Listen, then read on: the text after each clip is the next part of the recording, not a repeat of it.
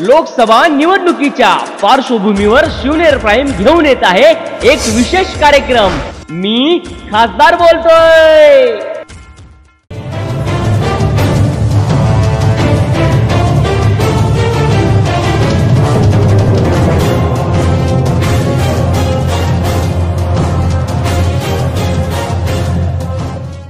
नमस्कार, मी अभय वारुळे। तुम्ही पाहतात शिवनेर प्राईमचा विशेष कार्यक्रम। मी खासदार बोलतोय। आज आपण जुन्नर तालुक्यामधले असणाऱ्या एका विशिष्ट अशा गावामध्ये आहे, ज्या गावाचं नाव आहे काळवाडी। हे माझ्या मागच्या बाजूला ग्राम संसद काळवाडी म्हणजे ग्रामपंचायत ही ग्रामपंचायतीची इमारत आहे। आणि या गावामधल्या ग्रामस्थांची भूमिका, येथे असणाऱ्या शिरूर लोकसभा मतदारसंघातल्या प्रत्येक मतदाराची भूमिका, या गावातली असणारी भूमिका, हे वेगळे आपल्याला जाणून घ्यायच्यात। अनेक गावांमध्ये जाणार आहोत, अनेक गावांमध्ये गेलेलो आहेत आणि आता या गावामध्ये आलोत। या गावामध्ये आपल्या मनातला खासदार किंवा प्रत्येकाच्या मनातल्या खासदाराची असणारी छाया प्रतिमा कशी नेमकी ती आपल्याला जाणून घ्यायची। माझ्यासोबत दादा त्या ठिकाणी, दादांसंग आपल्याला बोलायचे की नेमका तुमच्या मनातला खासदार कसा असावा। आमच्या मनातील खासदार असा असावे की त्या खासदाराने सर्वसामान्य जनतेच्या मनामनात भरलेला, जनतेचे अश्रू पुसणारा आणि जनतेसाठी काम करणारा, आणि खासदार असा असावा की सर्वसामान्य माणूस कधी गेला, सर्वसामान्य माणसाची मोठी कामं नसतात, परंतु कधी दवाखाना कुठं हॉस्पिटलच्या खर्चासाठी छोटी मोठी कामं असतात, ते गेल्यानंतर त्यांची चौकशी व्हावी, त्यांना पत्र द्यावं, अशा अपेक्षा त्यांच्या छोट्या गोष्टी असतील त्या पूर्ण कराव्यात, असा खासदार असावा। मग मला एक सांगा की आत्ता ज्या गावामध्ये आत्ता उभे आहोत आपण, त्या गावामध्ये त्या गावाचा काही इतिहास असेल, तो कोणता नेमका इतिहास आहे? हे जुन्नर तालुक्यातील काळवाडी गाव हे कुकडी नदीच्या कुशीत वसलेले छोटंसं गाव, परंतु ह्या गावाला एक वेगळा इतिहास आहे। ह्या गावात ग्रामपंचायत झाल्यापासून 4 ते 5 वर्ष गाव बिनविरोध सरपंच या गावामध्ये होत होते। तदनंतर राजकारणाच्या कलाने 2-3 टर्म या गावामध्ये इलेक्शन झाल्या, परंतु गाव जरी छोटं असलं तरी इथं भारतीय बैठक किंवा आम्ही घोंगडी बैठक म्हणतो त्या पद्धतीची बैठक आहे। वेगवेगळ्या पक्षाचे कार्यकर्ते जरी असतील तरी सार्वजनिक कामाच्या बाबतीत एकत्र येऊन ते काम पूर्ण करतात, असं ह्या गावाचं वैशिष्ट्य आहे। मला आता लोकसभेकडे तुम्हाला वळवायचं आहे की लोकसभेच्या निमित्तानं या गावामध्ये वेगवेगळे ग्रामस्थ आहेत, वेगवेगळे पक्ष तुम्ही सांगितले, पण आता भविष्यामध्ये शिवसेना युती यांच्याकडून असणारे शिवाजी आढळराव पाटील आहेत, आघाडी सरकारकडून असणारे डॉक्टर अमोल कोल्हे आहेत, हे 2 उमेदवार तुम्हाला कसे वाटतात? हे दोन्ही उमेदवार 2 पक्षाकडून उभे आहेत। अमोल कोल्हेंच्या बाबतीत विचार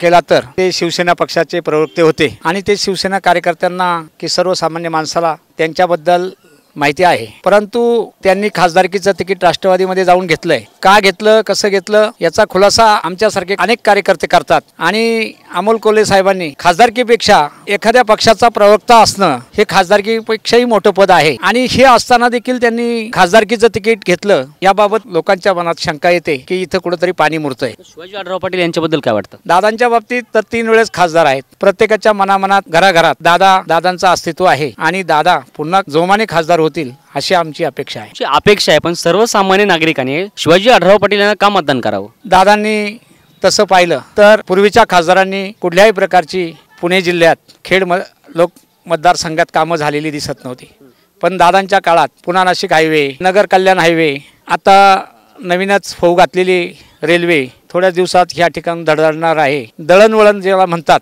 शेतकऱ्याच्या जिव्हाळ्याचा प्रश्न म्हणजे दळणवळण, शेतीतला माल तात्काळ बाजारपेठेत जाण्यासाठी ज्याची गरज आहे, खरी गरज आहे ती दळणवळण।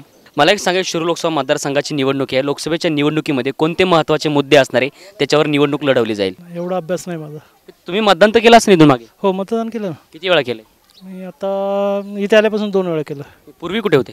पूर्वी मुंबईला होतो। बरं, मग इथे आल्याच्या नंतर पूर्वीचं असणारं गाव आणि आत्ताचं गाव काय फरक आहे? हो, फरक आहेच ना, नक्की। काय फरक आहे? गटातटाचं राजकारण चालतं, पक्षभेद चालतोच। पक्षाचा विषय काढला, पक्ष महत्त्वाचा का व्यक्ती महत्त्वाचा आहे? व्यक्ती महत्त्वाचं आहे। व्यक्ती कसा असावा? व्यक्ती असावा आढळरावांसारखा असावा, बरं, कारण जेव्हा आम्ही त्यांच्याकडे मदतीचा हात मागितला त्यांनी त्यावेळेस आम्हाला मदत केली, त्यांची कामं बघितली आम्ही। गोरगरिबांसाठी हा प्रत्येक वेळेस ते जेव्हा त्यांना फोन केला, आमचा फोनसुद्धा उचलतात ते, किंवा समजा आम्ही भेटायला गेलो तर आमची 101% मदत करतात, म्हणजे करतात। डॉक्टर अमोल कोल्हेबद्दल काय वाटतं?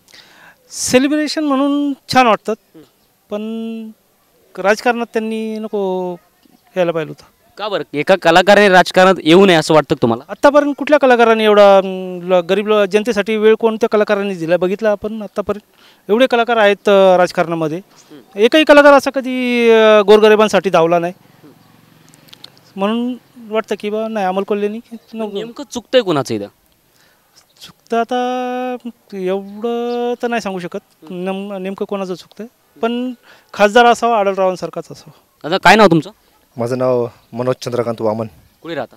मी ह्या गावामध्ये राहतो. पण मला एक सांगा, तरुण आहात तुम्ही, भविष्यामध्ये येत्या कोणते खासदार असतील तुम्हाला आणि मला माहीत नाही, पण त्यांनी कोणते कोणते मुद्दे मांडले पाहिजे तरुणांसाठी? यापुढील काळामध्ये तरुणांसाठी जे आपले या शिरूर लोकसभा मतदारसंघाचे खासदार असतील त्यांनी महत्त्वाचे जर मुद्दे कोणते असतील तर तरुणांसाठी रोजगार उपलब्ध केला पाहिजे. कारण का आजकाल आपण या ठिकाणी पाहतो ही जी तरुण पिढी आहे ही अतिशय सुशिक्षित अशी त्या ठिकाणी घडत आहे आणि त्यासाठी त्यांनी सर्वात महत्त्वाचा जर कोणता प्रश्न असेल तर ती बेरोजगारी. आणि ह्या बेरोजगारीकडं खासदार जे कोणी असतील त्यांनी त्या ठिकाणी विशेष लक्ष दिलं पाहिजे असा एक तरुण म्हणून मला या ठिकाणी वाटतं. काय वाटतं, शिरूर लोकसभा मतदारसंघात बेरोजगारी आहे? शिरूर लोकसभा मतदारसंघामध्ये बऱ्यापैकी बेरोजगारी होती, परंतु बऱ्यापैकी जे काही पहिले आपले खासदार होते शिवाजीदादा आढळराव पाटील त्यांनी आपल्या या पुणे जिल्ह्यामध्ये ज्या MIDC आहेत, मग चाकण MIDC असेल, शिक्रापूर MIDC असेल, या ठिकाणी या तरुणांना चांगल्या पद्धतीचा रोजगार त्या ठिकाणी उपलब्ध करून दिलेला आहे. भविष्यामध्ये येणारे जे खासदार असतील त्यांनी कोणते कोणते प्रश्न मार्गी लावले पाहिजे? भविष्यामध्ये जे कोण खासदार असतील ते या ठिकाणी या शेतकऱ्यांचे जे प्रश्न आहेत की शेतकऱ्याच्या पिकाला त्या ठिकाणी हमीभाव भेटला पाहिजे. शेतकऱ्याला त्यानंतर जे या ठिकाणी जी बैलगाडी शर्यत त्या ठिकाणी बंद आहे ती त्या ठिकाणी लवकरात लवकर चालू झाली पाहिजे. आणि प्रखरपणे या ठिकाणी सांगायचं झालं तर जी ही तरुण पिढी आहे या तरुण पिढीला जे काय ज्या तरुणांचे जे रोजगार ठिकाणी अजून बाकी आहे त्या तरुणांना त्या ठिकाणी रोजगार उपलब्ध करून दिला. रोजगाराचा विषय झाला, तुम्ही बैलगाड्याचा विषय काढला. बैलगाडा हा शेतकऱ्यांसाठी फायदेशीर आहे का? नक्कीच. कसं काय? बैलगाडा ज्यावेळेस ज्या ज्या गावामध्ये बैलगाडी शर्यती त्या ठिकाणी होतात त्या ठिकाणी अनेक प्रकारचा रोजगार त्या ठिकाणी उपलब्ध असतो. मग त्या ठिकाणी वडापावची दुकानं असतील, रसाची दुकानं असतील, असे अनेक उद्योगधंद्यावाले जे तरुण असतात ते तरुण त्या ठिकाणी आपापल्या पद्धतीने आपलं पोट भरण्याचं काम त्या ठिकाणी करत असतात. अनेक मोठा रोजगार त्या ठिकाणी आज या ठिकाणी बंद आहे आणि ही खंत माझ्या मनामध्ये आहे. याला जबाबदार कोण आहे? याला जबाबदार काँग्रेस आणि राष्ट्रवादी काँग्रेस हे सरकार या गोष्टीला जबाबदार आहे. तुम्ही ठामपणे कसं काय म्हणू शकता? कारण का साहेब, मी एक बैलगाडा मालकाचा मुलगा आहे आणि ती बैलगाडा शर्यत त्यावेळेस बंद झाली त्यावेळेस राष्ट्रवादी काँग्रेस आणि काँग्रेस यांचं सरकार या ठिकाणी होतं. यांनी या ठिकाणी म्हणावे तसे त्या ठिकाणी प्रयत्न केले नाही आणि म्हणून ही बैलगाडी शर्यत आजपर्यंत त्या ठिकाणी बंद आहे. बैलगाडी शर्यतीचा जो विषय आहे, बैलगाडीचा शर्यत घेऊन गेले अनेक वर्ष राजकारण होतंय. इलेक्शन आलं, निवडणूक आले की बैलगाड्याचा मुद्दा बाहेर येतो. मग बैलगाड्यावरती राजकारण होणं हे योग्य आहे का? साहेब, बैलगाड्यावरती राजकारण होणं हे योग्य नाही, परंतु हे जे विरोधक आहेत त्या ठिकाणी जे खासदारांवरती त्या ठिकाणी अनेक वेळा आरोप करत असतात त्यांनी हा मुद्दा या ठिकाणी प्रकट केलेला आहे. परंतु या शिरूर मतदारसंघामध्ये नव्हे तर या महाराष्ट्रातील जनतेला या ठिकाणी माहिती आहे की खऱ्या अर्थानं बैलगाडा शर्यती चालू होण्यासाठी खऱ्या अर्थानं प्रामाणिकपणे प्रयत्न कोण करतंय. आजपर्यंत कोणी प्रयत्न केलेत आणि यापुढील काळामध्ये ही शर्यत कोणी चालू करू शकतं हे या बैलगाडा मालकांना या ठिकाणी ठामपणाने माहिती आहे. आणि म्हणून येणाऱ्या काळामध्ये हे जे बैलगाडा मालक आहेत या बैलगाडा मालक संघटना असतील, मग जुन्नरचीच असेल, आंबेगाव असेल, खेड असेल, शिरूर असेल, या सर्व बैलगाडा मालक संघटनांनी आम्ही या ठिकाणी ठामपणे निर्णय घेतलेला आहे की ह्यावेळेस कोणत्याही परिस्थितीमध्ये आदरणीय खासदार शिवाजीदादा आढळराव पाटील यांच्या पाठीमागे खंबीरपणाने उभं राहायचं आणि यावेळेस शिवाजीदादांना या ठिकाणी चौकार मारण्यासाठी आपण त्या ठिकाणी सहकार्य करायचा हा ठाम निर्णय आम्ही या ठिकाणी घेतलेला आहे. मला एक सांगा, तुम्ही बैलगाडा मालक यांचे सुपुत्र आहात त्या ज्या मालकाचे, पण मला एक सांगा, आदिवासी भागांमध्ये काही प्रश्न आहेत किंवा आपल्याकडे रस्त्यांचे काही प्रश्न आहेत किंवा विविध गावांमध्ये अजूनही काही काही सुखसुविधा पोहोचल्यात, काही सुविधा पोहोचल्या नाही आहेत आणि त्याच कारणामध्ये कुठेतरी दिल्लीमध्ये जाणारा आपला प्रतिनिधी आणि त्याला बैलगाड्या संदर्भात हा प्रश्न विचारणे, मग कुठेतरी तालुक्यातले असणारे तमाम नागरिक असतील, ग्रामस्थ असतील, यांच्या मनामध्ये नक्की संभ्रम निर्माण होतोय का? 100% संभ्रम निर्माण होतो. काय याचं कारण असं की साहेब, जेव्हापासून आम्हाला या ठिकाणी माझ्या वयाच्या जे तरुण आहेत त्यांना समजतंय की या विभागामध्ये जे खासदार होते, खासदार कसा असावा, खासदार निधी काय असतो हे सर्वसामान्य जनतेला जर कोणी दाखवलं असेल तर ते शिवाजीदादा आढळराव पाटील यांनी दाखवलंय. आणि म्हणून आदिवासी भाग असेल, या तालुक्यामध्ये वरच्या पट्ट्यामध्ये भरपूर असा आदिवासी भाग आहे, त्या ठिकाणी लाखो हजारो कोट्यवधी रुपयाची कामं खासदार साहेबांच्या माध्यमातून त्या ठिकाणी झालेली आहेत. परंतु विरोधक त्या ठिकाणी फक्त बैलगाडा शर्यत हा मुद्दा त्या ठिकाणी ऐरणीवर आणतात आणि त्या ठिकाणी शिवाजी आढळराव पाटील यांना टार्गेट करण्याचं काम ही मंडळी करत असतात. विमानतळाबद्दल माहिती तुम्हाला काय? साहेब, विमानतळाबद्दल जास्त काही माहित नाही, परंतु जी ऐक्यू माहिती माझी अशी आहे की या ठिकाणी विमानतळ आपल्या या परिसरातून दुसरीकडे गेलं याचा आरोप खासदार साहेबांवरती होतोय. परंतु माझ्यासारखा कार्यकर्ता या गोष्टीचं खंडन करतो की साहेब, हे विमानतळ होत असताना त्या ठिकाणी जे शेतकरी होते, हजारो एकर शेती त्यांची त्या ठिकाणी त्या विमानतळामध्ये जात होती, परंतु ते शेतकऱ्यांचे कुटुंब त्या ठिकाणी उड्यावरती येत होते. त्या परिसरातील जे शेतकरी होते त्यांचं उत्पन्नाचं साधन नवे तर आपलं जीवन जगण्याचं साधन ती शेती होती आणि ती शेती जर त्या ठिकाणी जर अशा या विमानतळासाठी जाणार होती तर त्यासाठी खासदार शिवाजी आढळराव पाटील त्या शेतकऱ्यांच्या पाठीमागे खंबीरपणाने उभे राहिले. ही माझ्यासाठी एक कौतुकाची गोष्ट आहे. तुमचं गाव काळवाडी आहे. काळवाडी या गावामध्ये विमानतळाचा फायदा होणार होता का तोटा होणार होता? नाही साहेब, विमानतळाचा नक्कीच फायदा झाला असता, परंतु साहेब, ज्यांची शेती त्याच्यामध्ये जाती त्या शेतकऱ्यांचा सुद्धा विचार व्हावा हे माझ्यासारख्या शेतकऱ्याला या ठिकाणी वाटतं. तुमचं मत? माझं मत योग्य आहे विमानतळ जरी जरी आम्हाला फायदा होत नसेल तर विमानतळ हे आमच्या या परिसरातून तिकडे गेलं हे माझ्यासाठी नक्कीच चांगली गोष्ट आहे. याचं कारण साहेब एका गोष्टीची आम्हाला या ठिकाणी खंत आहे साहेब. आमच्या तालुक्यामध्ये GMRT सारख्या ठिकाणी प्रोजेक्ट आणला, आदरणीय पवार साहेबांनी हा प्रोजेक्ट या तालुक्यामध्ये आणला. अक्षरशः साहेब तो जगातील अतिशय उत्कृष्ट असा प्रोजेक्ट आहे. परंतु या मातीमधील जे शेतकरी आहेत, जे तरुण आहेत, यांचं मोठ्या प्रमाणात नुकसान झालं आहे साहेब. आज कोणताही उद्योगधंदा करायचं म्हटलं तर प्रदूषणवाले जे आहेत त्यांच्याकडे जर आम्ही गेलो NOC मागायला तर ते त्या ठिकाणी जाहीर आम्हाला डायरेक्ट विरोध करतात का तुमच्या परिसरामध्ये हे GMRTचा प्रोजेक्ट आहे, तुम्हाला कोणत्याही प्रकारचं आम्ही त्या ठिकाणी मान्यता आम्ही रोजगाराला देणार नाही. आणि अतिशय मोठ्या प्रमाणात नुकसान या तरुणांचं या ठिकाणी झालं आहे आणि हे मला या ठिकाणी वाटतं. त्यावेळेस GMRT होत होती त्यावेळेस जुन्नर तालुक्यात विरोध झाला होता का? नाही साहेब, ज्यावेळेस GMRT होती त्यावेळेस या जनतेचा जो विश्वास होता तो आदरणीय पवार साहेबांवरती होता आणि पवार साहेब म्हणतील ती पूर्व दिशा या म्हणण्यानुसार या ठिकाणी विरोध झाला नाही. त्यावेळेस इथे सत्ता कोणाची होती? त्यावेळेस या ठिकाणी राष्ट्रवादी काँग्रेस पार्टीची सत्ता या तालुक्यामध्ये होती. मग आता लोकसभेला तुमचं मत काय? यावेळेस लोकसभेला मत आमचं वेगळं काही नाही साहेब.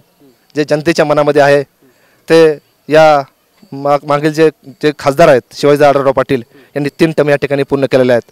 आणि नक्कीच आमच्यासारख्या कार्यकर्त्यांच्या जोरावरती साहेब नक्कीच चौकारा मारणार हा ठाम विश्वास माझ्यासारख्या कार्यकर्त्याच्या मनामध्ये आहे. हे वैयक्तिक माझं मत आहे. दादा काय नाव तुमचं?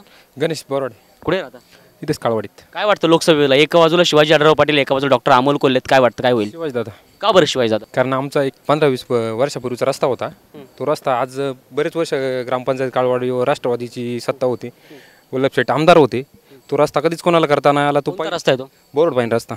त्या रस्त्याला आम्ही एकदाच गेलो, पहिल्यांदाच त्यांनी निधी दिला. तो एक 6 का 7 लाख रुपये खडीकरणाला निधी दिला. अशा ताईंना घेऊन गेलो, त्यांनी लगेच निधी दिला आणि 20-25 वर्षापूर्वीचा रस्ता त्यांनी तो रस्ता करून दिला. यावेळेस जर माझ्यासारख्या सामान्य नागरिकांनी आढळराव पाटलांना मतदान करायचंय तर माझ्यासारख्या नेत्याने किंवा प्रत्येक गोष्टीमध्ये त्या नेत्याला का निवडावं? सर्वसामान्यांचा नेता आहेत. मग अमोल कोल्हे का नको? अमोल कोल्हे एवढी टर्म नकोच. नाही, त्यांनी थांबावं एवढे. का? पण त्याचं कारण काहीतरी असेल तुमच्या मनात. दादांना एवढी टर्म दिली तर ही पुन्हा नाशिक रेल्वे ती होऊ शकते. आणि मागचा काय प्रश्न होता? इथून मागे मस्त शरद पवार होते, त्यांना नाही करता आलं ना काहीच. एवढे वर्ष होते. किती वर्ष होते? नाही सांगता यायचं. बरेच वर्ष होते ना ते. त्यांची सत्ता होती ना इथून मागे 15-20 वर्ष. मग त्यावेळेस दादा खासदार होते ना. पण दादा होते पण वर सत्ता त्यांची होती ना याच्यात. काय वाटतं? दादा खासदार असताना पण त्यांनी त्यांचा वरचष्मा ह्या मतदारसंघामध्ये ठेवलेलाच आहे ना.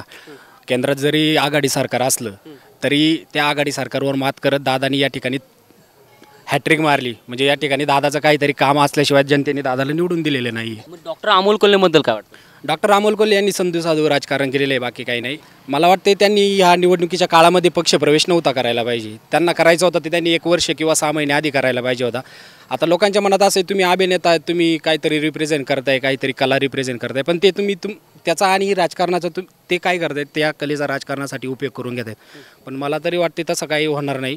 आढळराव पाटील हे सर्वसामान्यांचे नेते आहेत आणि तुम्ही निधी बाबत जर बोलत असाल तर खासदारकीचा निधी तुम्ही पार गाव वाड्या वस्त्यामध्ये वाटू शकत नाही किंवा एवढा निधी ते मला तरी म्हणजे माझं वैयक्तिक मत असं आहे की खासदार पार गाव वस्त्यामध्ये जाऊन काम करू शकत नाहीत. शेवटी त्यांना पण 6 तालुके सांभाळायचे असतात आणि ॲज कम्पेअर टू तसं बघितलं तर आढळरावांचं काम चांगलं आहे. आणि सोशल माध्यमावरती पाहतोय का ज्यावेळेस अमोल कोल्हे ते प्रचाराला बाहेर पडतात त्यावेळेस गर्दी दिसते.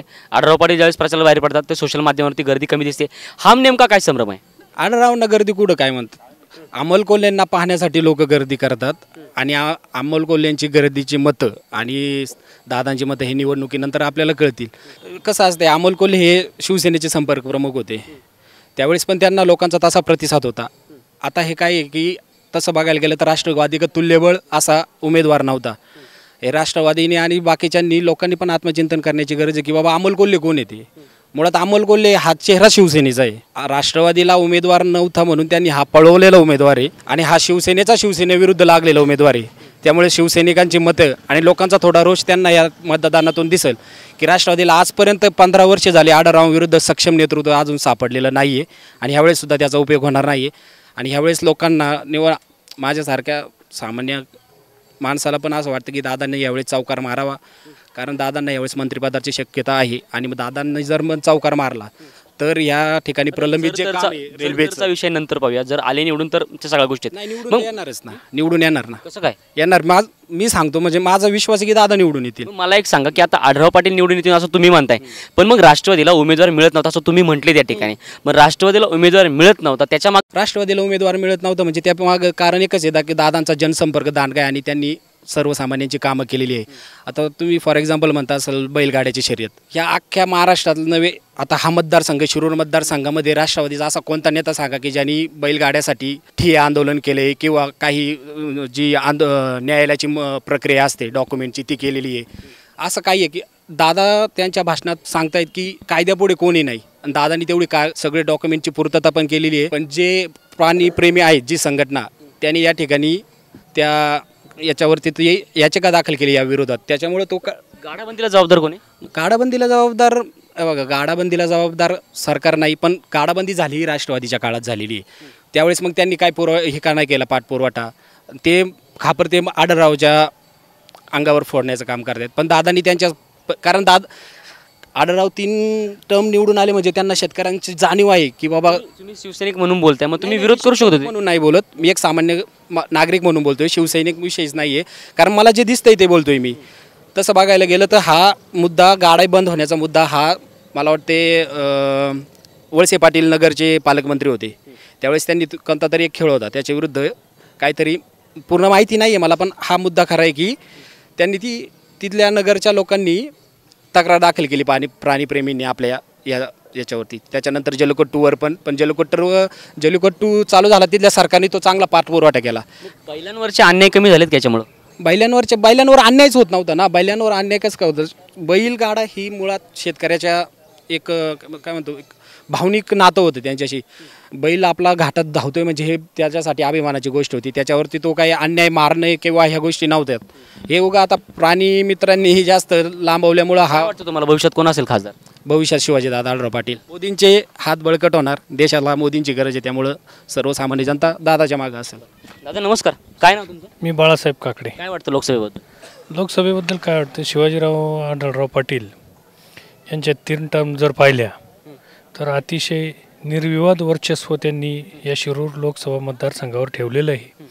आणि अतिशय चांगलं काम आहे त्यांचं की त्यांनी या 3 टर्ममध्ये कोणत्याही प्रकारचं राजकारण केलं नाही. सर्वसामान्यांचे प्रश्न, कोणते सर्वसामान्यांचे प्रश्न मिटवलेत?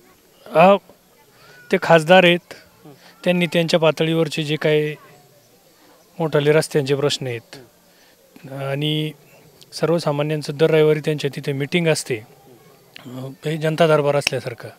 तर जे नागरिक जातील ते कोणत्या पक्षाचे आहेत, कोणत्या गटाचे आहेत, कोणत्या तटाचे, हे न पाहता येणाऱ्या प्रत्येक नागरिकाचे प्रश्न सोडवण्याचा त्यांनी प्रयत्न केला. हे आम्ही प्रत्यक्ष बऱ्याच वेळा अनुभवलं आहे. व्यक्ती महत्त्वाचा की पक्ष महत्त्वाचा आहे? आता इथं शिवाजीराव आढळरावांबद्दल जर बोलायचं झालं तर व्यक्ती म्हणून फार चांगलं काम केलेलं आहे त्यांनी.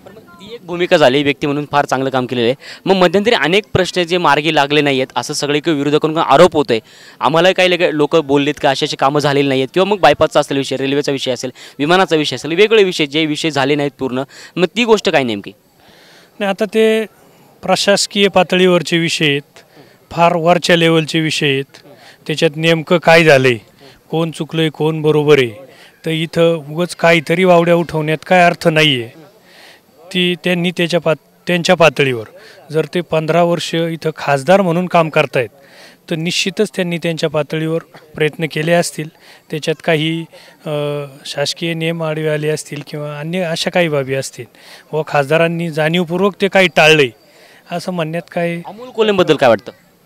अमोल कोल्हे अभिनेते म्हणून चांगलंच काम आहे त्यांचं, परंतु कोणताही माणूस ज्यावेळा खासदार म्हणून जर लोकसभेला उभे राहत असतील तर त्यांना त्या मतदारसंघातली प्रश्न, पार्श्वभूमी, माणसं हे सगळं माहीत हवं आहे. त्यांनी जर खासदार म्हणून उभं राहायचं होतं तर 5 वर्ष मतदारसंघामध्ये फिरून काम व्हायला पाहिजे होतं. मतदारसंघामध्ये काय प्रश्न आहेत, काय प्रॉब्लेम आहेत, काय आहे. आणि आजपर्यंतचे सेलिब्रिटी जर देशात पाहिले तर सेलिब्रिटी इलेक्शनला उभं राहतात, निवडून येतात आणि परत 5 वर्ष त्या मतदारसंघाकडं ते पाहतसुद्धा नाहीत. ही देशातली वस्तुस्थिती आहे. आणि म्हणून अमोल कोल्हे यांनी अचानक येऊन, अमोल कोल्हे पण ह्याच तालुक्यातले आहेत परंतु ते मुंबईला स्थायिक आहेत आणि ते सेलिब्रिटी म्हणून त्यांच्याकडे आज पाहतायत लोक, परंतु लोकप्रतिनिधी म्हणून त्यांना अजून खूप वेळ लागेल असं मला वाटतं. आता काय नाव तुमचं? गणेश पाटील, कुठे राहता? कळवडीचं आहे. काय वाटतं लोकसभेबद्दल? काय अमोल कोल्हे यायला पाहिजे, का बरं? नवीन चेहरा आहे, का बरं अमोल कोल्हे का? आपल्या जुन्नर तालुक्यातला आहे, तरुण आहे, अजून दिली संधी तर करीन सोने त्याचं. बघ काय आता दादांनी सांगितलं या ठिकाणी या वेगवेगळ्या भूमिका, त्या भूमिकांबद्दल काय वाटतं तुम्हाला? काय नाही, काय अमोल कोल्ह्याला एक संधी मिळाली पाहिजे. बघ काय पण दादांनी सांगितलं ते सेलिब्रिटीत वेळ देणार नाही, त्याबद्दल काय वाटतं? मग आडराव तरी कुठं पहिल्यांदा फिरत होते, ते सुद्धा नवीनच होते ना. त्यांना संधी दिली तर यांना संधी देऊ एकदा, त्याला काय. यांना वाटतं की त्यांना संधी दिली पाहिजे. नाही आहे, संधी दिली पाहिजे असं जरी त्यांचं म्हणणं असेल की जर ते गेली 5 वर्ष किंवा 2 वर्ष 4 वर्ष ह्या लोक मतदारसंघामध्ये कार्यरत असते आणि मग त्यांनी संधी मागितली असती तर ठीक होतं. ते इलेक्शनचं तिकीट जाहीर व्हायच्या अगोदर 8 दिवस जर मुंबईहून गावाला येत असतील आणि संधी मागत असतील तर ते कितपत योग्य आहे? काय वाटतं तुम्हाला? काय जनता ठरवीन. बघ काय त्यांना मिळणारा प्रतिसाद पाहता भरघोस मताने ते निवडून येणार, आम्हाला गॅरंटी. ते म्हणतात की त्यांनी अगोदर जनसामान्यांमध्ये यायला पाहिजे होतं असं ते म्हणतात. काय नसते, इलेक्शन असते ती वारा जिकडे फिरेन तिकडे चालत राहते. आता खासदाराच्या सभेला प्रतिसाद पाहिला तर अतिशय कमी राहतोय. तुम्ही जर आमच्या वाडीतच पाहणार असाल 15-20 सुद्धा लोक नव्हती इथं. ओतूर सभेला तर 30-40 लोक नव्हती. खासदाराला प्रतिसाद अतिशय कमी प्रमाणात आहे चालू. लोक नाराज आहे, लोक बोलती नाही, ज्या मतदानातून लोक दाखवून देतील. बघ काय वाटतं तुम्हाला? नाही आता हे पहा, अमोल कोल्हेंच्या सभेंना जर गर्दी असेल तर सेलिब्रिटी म्हणून गर्दी असणारच आहे. आजही पण पाहिलं पण राज ठाकरेंच्या सभांना भरपूर गर्दी असते, परंतु त्याचं मतामध्ये रूपांतर होत नाही आहे.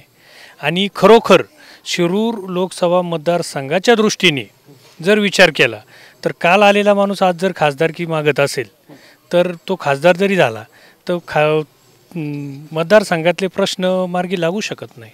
मग या सेलिब्रिटी जे असतील कुणी किंवा जे अट्रॅक्शन म्हणून गर्दी करतात त्यांनी मतदान करावं म्हणून काय केलं पाहिजे नेत्यांनी? नेत्यांनी पहिलं जनमानसामध्ये मिसळलं पाहिजे, त्यांचे प्रश्न समजून घेतले पाहिजे. सत्ता असो नसो 10-5 वर्ष काम केलं पाहिजे आणि मगच त्याच्यासाठी दावा केला पाहिजे तिकिटासाठी. ते दादा म्हणतात की आढराव पाटलांच्या सभेला गर्दी होत नाही, अमोल कोल्हेंच्या सभेला गर्दी होती, मिळते प्रतिसाद, त्याबद्दल काय वाटतं? नाही, वस्तुस्थिती तर अशी आहे ह्या मतदारसंघातली की दादांनी 3 वेळा हॅड्रिक केलेली आहे. आता हा चौकार आहे. मागच्या 3 वेळचे दादांविरुद्धचे उमेदवार पहा की जे राष्ट्रवादीमधले पहिल्या लाईनीतले उमेदवार नाही आहेत, जाणून बुजून कोणा तरी बळच उभं केलेलं आहे. आणि ह्या चौथ्या वेळी पण तीच परिस्थिती होती, म्हणून मग त्यांनी सेलिब्रिटी म्हणून अमोल कोल्हेंना उभं केलं. तर ही वस्तुस्थिती आहे. सेलिब्रिटी म्हणून अमोल कोल्हेंना उभं केलंय, चांगलं आहे ना, काय अडचण आहे, काय उभं राहू नका त्यांनी. त्यांचं म्हणणे उभे राहू नका त्यांनी. नाही नाही, ही लोकशाही आहे ना, उभं राहू नये असं म्हणायचं काही काम नाही ना कोणाला. ही लोकशाही आहे, ज्याला वाटतंय तो उभं राहू शकतो ना. परंतु दादांचं काम, दादांचे सगळं जर गेली 15 वर्षातलं हे ॲटिट्यूड पाहता राष्ट्रवादीलाही उमेदवार मिळत नव्हता आणि दादा निश्चित चौकार मारतील. राष्ट्रवादीला उमेदवार मिळत नव्हता. हा ते त्यांचं मत झालं ना. तुमचं काय मत? आमचं मत आहे अमोल कोल्हे निवडून येणार 100%. कारण त्यांची उमेदवारी डिक्लेअर झालं आढळरावच्या पायाखालची वाळू सरकली, जाती उजायला लागले, कोला म्हणून असं हिणवू लागले. त्याला जनता योग्य त्यांना मार्ग दाखवणार आहे.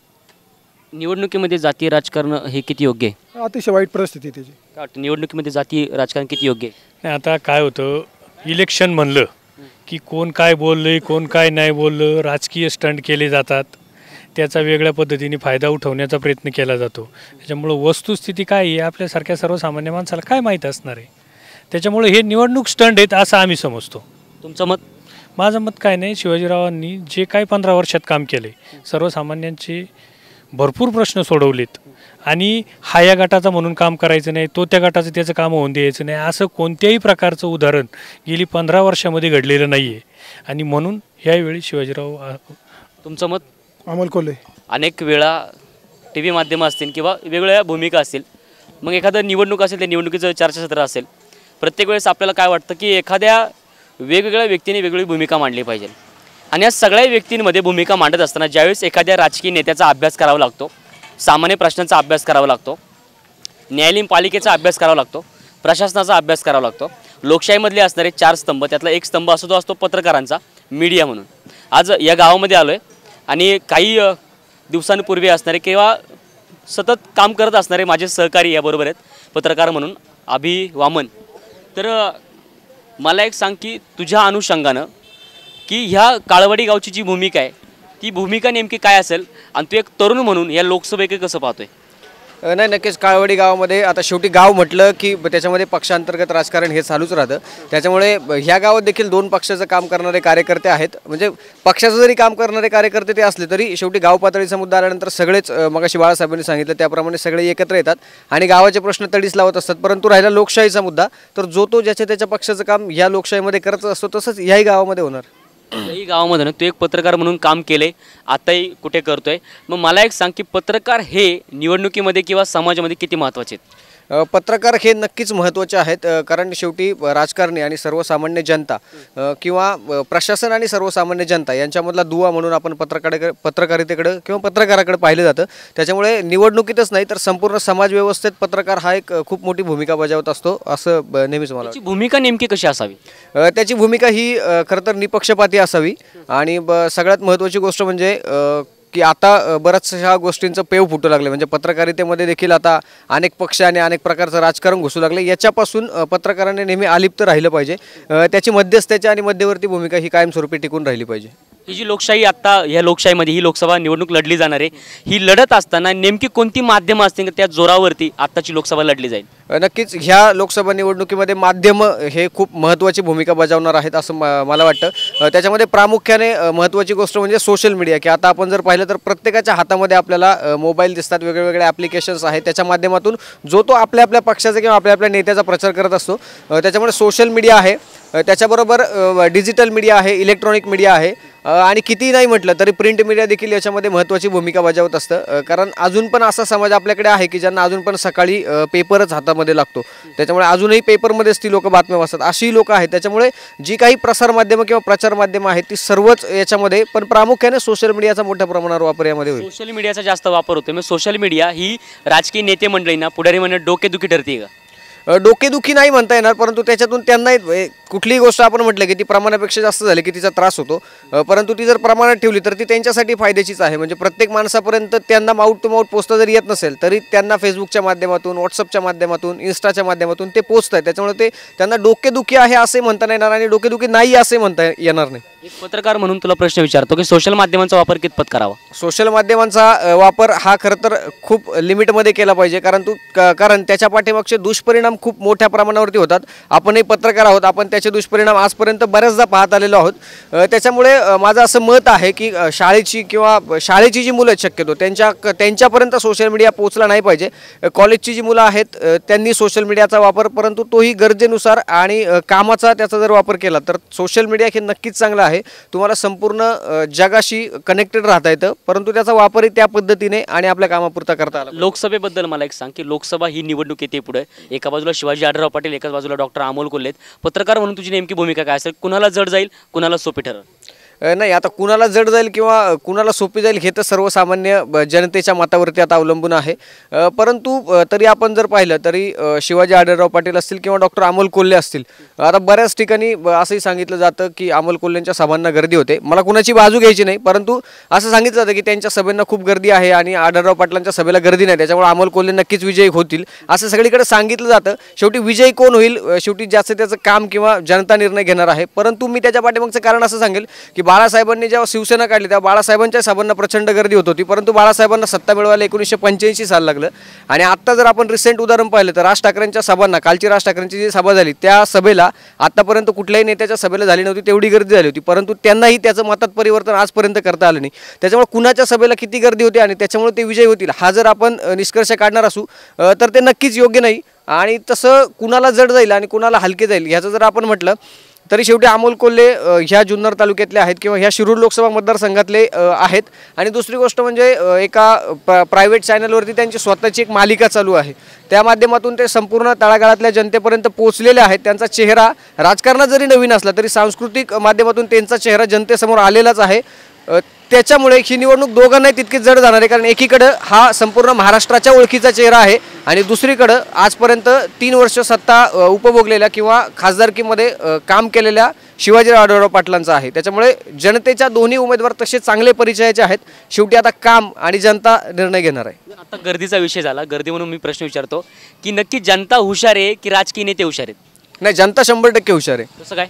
कारण शेवटी जनतेला माहिती असते की आपल्याला कुणाच्या पाठीशी उभं राहायचं आणि कोण आपली कामं करतं. जनता सभेंना जरी गर्दी करत असली तरी शेवटी निवडणूक नसताना मी कुठल्या नेत्याला फोन केला आणि कुठल्या नेत्याने माझं काम केलं हे जनता डोक्यात ठेवत असते आणि जनता त्याच्याच पाठीशी उभं राहत असते. कारण सध्या परिस्थिती अशी आहे, म्हणजे तालुक्यातली जर परिस्थिती पाहायला गेलं तर शरद सोनवणेंच्या शिवसेना प्रवेशाला सगळीच जनता होती, पण त्यांच्या पाठीमागे नक्की कोणती याचाही विचार करणं जास्त गरजेचं असतं. त्याच्यामुळे तुम्ही जेव्हा गर्दीमध्ये फिरत असता तेव्हा तुमच्या पाठीमागे किती जण आहेत त्याच्यापेक्षा मी निवडणुकीला उभी राहिल्यानंतर माझं काम किती जण करतात हे तितकंच महत्त्वाचं आहे. राजकीय नेत्यांनी काय केलं पाहिजे यासाठी? नाही, राजकीय नेत्यांनी सर्वसामान्य लोकांमध्ये राहिलं पाहिजे. सर्वसामान्य जनतेचे प्रश्न समजून घेऊन ते प्रश्न सोडवले पाहिजेत. फक्त समजून घेऊन काही होणार नाही, ते प्रश्न सोडवले पाहिजेत आणि प्रत्येक तळागाळातल्या माणसापर्यंत मला वेळ टू वेळी पोहोचता आलं पाहिजे आणि त्यांचे प्रश्न जर राजकीय नेत्यांना सोडवता आले तर नक्कीच राजकीय नेत्यांना लोक डोक्यावर घेतील. काही दिवसांपूर्वी टी व्ही माध्यमांना निवेदक म्हणून काम करत होता, मग तुझी कलाकार म्हणून भूमिका काय आता? नाही, माझी कलाकार म्हणून मी अमोल कोल्हेंचा आजही रिस्पेक्ट करतो. मी त्यांचा कालही रिस्पेक्ट करत होतो. ते आजही मी ज्या स्टार प्रवाह वाहिनीवरती जेव्हा मी काम करत होतो तेव्हा त्यांची शिवाजी महाराजांची मालिका चालू होती. आम्ही दोघंही एकाच तालुक्यातले होतो, त्याच्यामुळे आम्हाला दोघांनाही त्या गोष्टीचा खूप अभिमान होता आणि सेलिब्रिटी म्हणून ते मला आजही आवडतात. आणि शेवटी त्यांनी राजकारणात आले, ते उभे राहिले, हा त्यांचा वैयक्तिक प्रश्न आहे. त्याच्यामुळे ते राजकारणात उभे राहिल्यानंतर मला काय वाटणं तसा प्रश्नच उद्भवत नाही. ते आजही माझे सिनियर म्हणून मला त्यांचा नक्कीच आदर आहे. सिनियर म्हणून यावेळेस कलाकार म्हणून डॉक्टर अमोल कोल्हे असेल का तुझं मत? नाही, मी शेवटी पत्रकार म्हणून माझी भूमिका मध्यस्थाची नेहमीच राहील. शेवटी मतदान प्रत्येकाला करायचे, ते मी माझ्या मतपेटीत मी नक्कीच मतबंद करेल. परंतु आज दोन्ही उमेदवार उभे आहेत आणि पत्रकार म्हणून आपली भूमिका नक्कीच मध्यस्थाची राहिली पाहिजे. कारण आपणच जर कुणाच्या एकाच्या पाठीमागे जर पळायला सुरुवात केली तर मग जनतेने कुणाकडे बघायचा हाही प्रश्न येतो. मत दोघांना देणार का?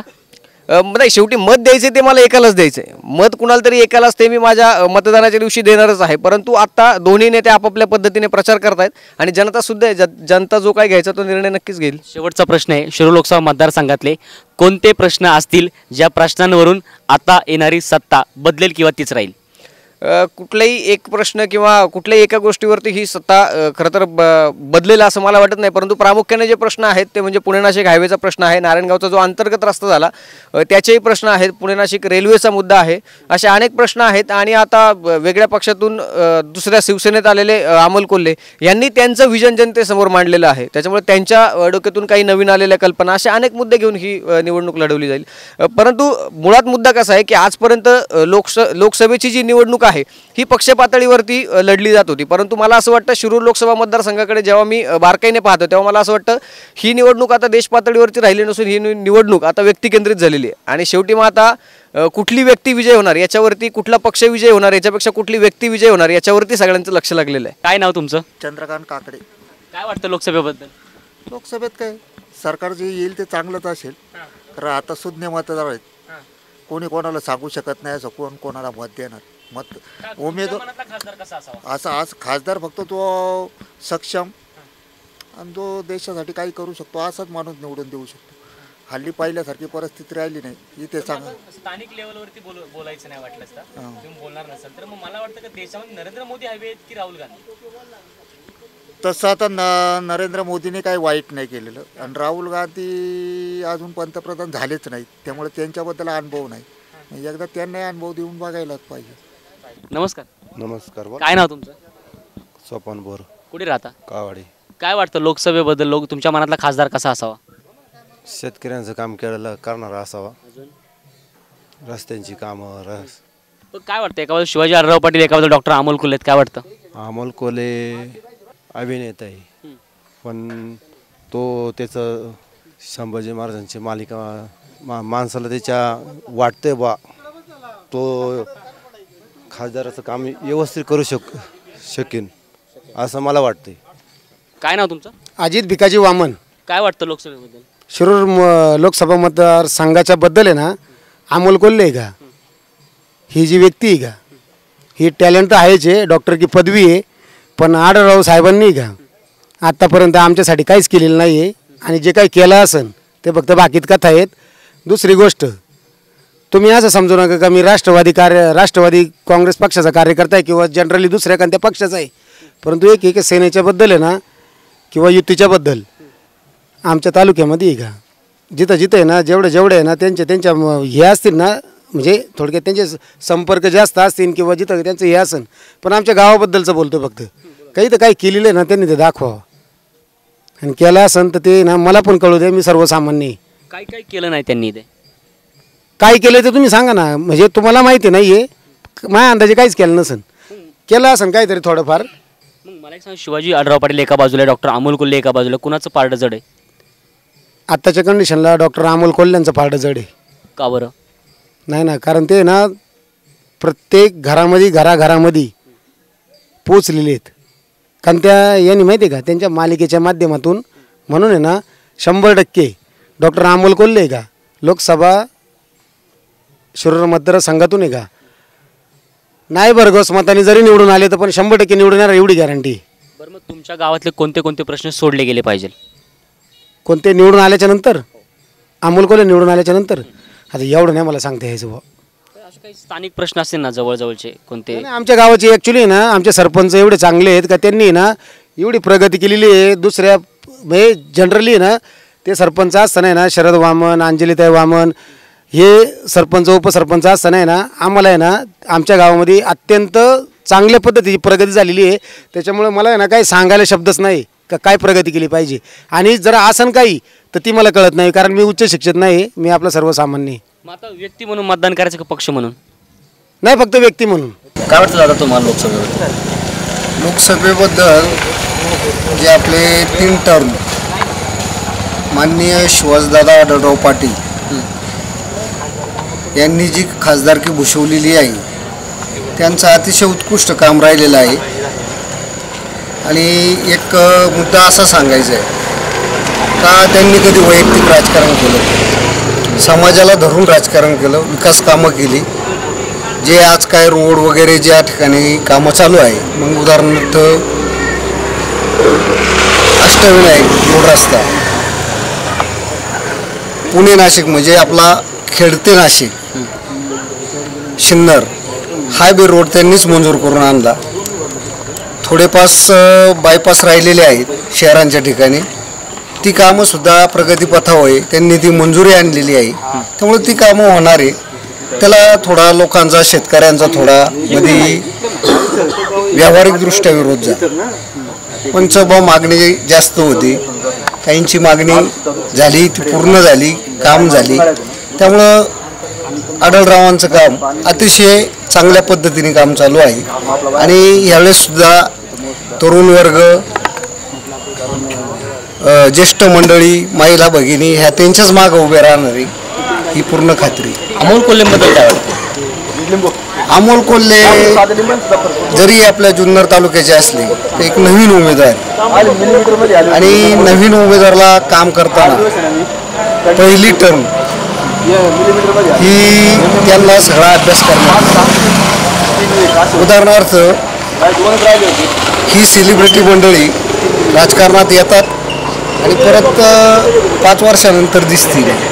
उदाहरण आहे एक आपल्या गोविंदाचं, त्यावेळेस काँग्रेसनेच त्यांना निवडून आणलं, पण परत काय ते दिसले नाही, राजकारणाचा काही विषय घेतला नाही.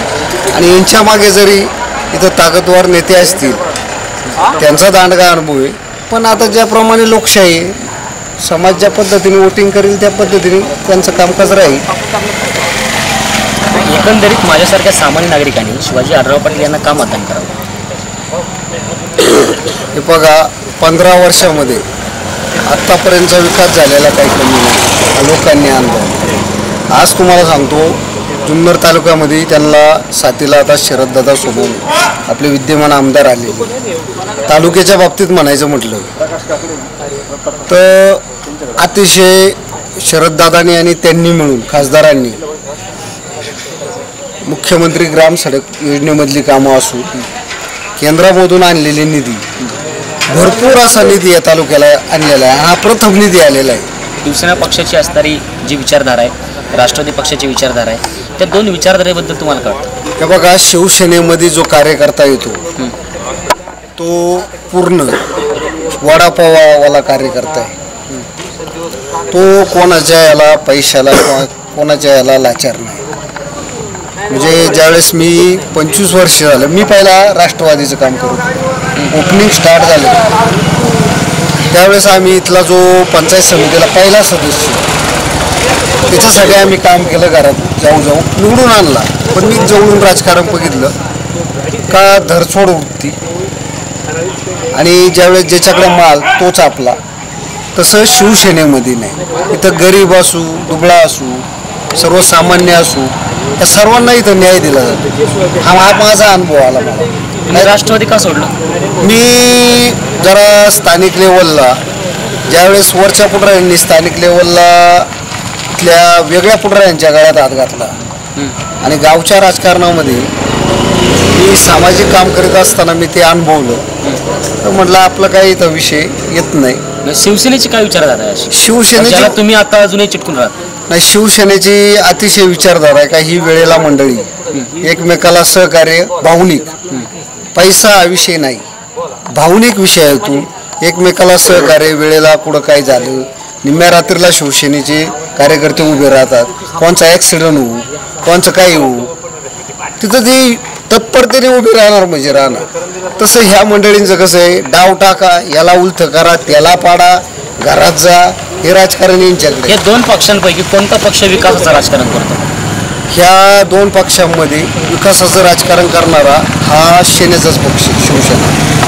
कारण इथं एकदा काम चालू झालं तर ते काम करून घ्यायची सुद्धा कार्यकर्त्यांमध्ये कुवत असते.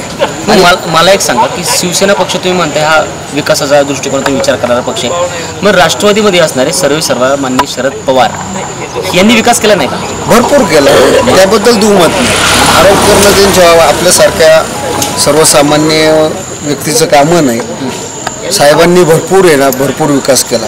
पण साहेब आता स्थानिक लेवलला साहेबांना लय राजकारण माहीत नसतं, काय नेमकी इथं चाललंय, काय गावागावात आहे. कारण त्यांच्या अधोरेखित त्यांच्या नावाखाली काय काय मंडळी एकमेकाला त्रास द्यायचं काम करतात, त्यामुळे लोक बाजूला जातात. नाही तर तो काळ साहेबांनी ज्यावेळेस नवीन पक्ष काढला तर त्यावेळेस पूर्ण साहेबांचं काम जोरातच होतं. जुन्नर तालुक्यामध्ये राष्ट्रवादीची परिस्थिती काय? जरी स्थानिक उमेदवार असतील तरी मी तुम्हाला 100% सांगतो का इथं शिवसेनेला त्यांच्यापेक्षा 10% तरी मतं जास्त होती. हा शिवसेनेचाच बालेकिल्ला आहे. आणि तुम्हाला एक मागच्या पंचवार्षिकला अनुभव आला असेल का शरद दादा अपक्ष लढले, आशाताई बुचके पैशातून लढल्या, पक्षातून लढल्या, शिवसेना पक्षाकडून. ताईंना मतं अतिशय उत्कृष्ट पडली आणि दादाला सुद्धा सेने, BJP सगळ्यांनी दादाला मदत केली. त्या दोघांची जर मताची तुलना केली तर हे बाकीचे पक्ष माझा अंदाजे 25% सुद्धा.